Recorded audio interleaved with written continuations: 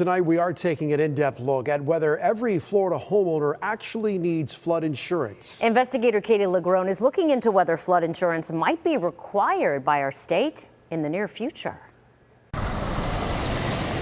Tidal surge pushed in, really salty water. After living in his Bradenton home for 20 years, Brian Zoller is about to do it first. I've never made a claim before, so I'm really not sure on how the process works. Zoller's home sits right across the street from the Manatee River. Garage, like I said, had 3 or 4 feet in it, so all your storage bins with your entire life are filled with Manatee River water. On Thursday, Hurricane Helene brought the river inside. It was up maybe about 6 inches or so, just enough to get everything wet. Zoller is one of an estimated 20% of Florida homeowners with flood insurance. Insurance insiders expect that number to jump at least temporarily. After a storm, it always does, they say. I think that this will be kind of an eye-opener. We've had other eye-openers like Ian, Adelia, but this one has really hit the coast very hard.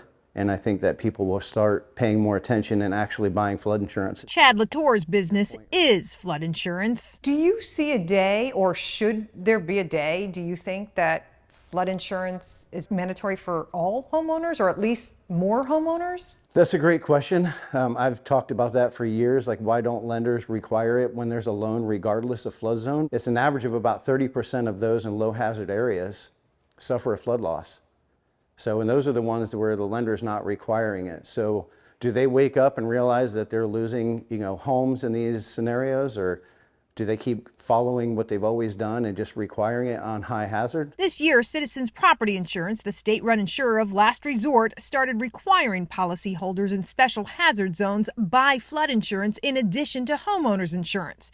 But since most flood insurance is backed by the federal government, forcing private insurers to do the same is unlikely and would require a change in federal regulation, explains Professor Chuck Nice, head of the Risk Management and Insurance Department at Florida State University. If I was to try to do that, if I owned an insurance company and I said, I'm going to require flood insurance when my competitors do not, that will probably put me at a competitive disadvantage. That's probably why you don't see private market insurance companies doing that. I hate insurance. Back at Brian Zoller's home, had he not been required to buy flood insurance, he says he probably wouldn't have.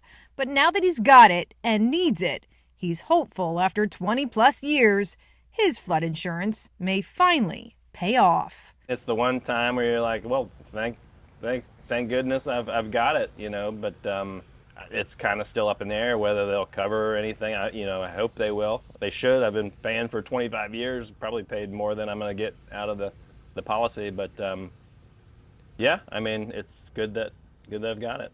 In Bradenton, I'm I-Team investigator Katie LaGrone taking action for you.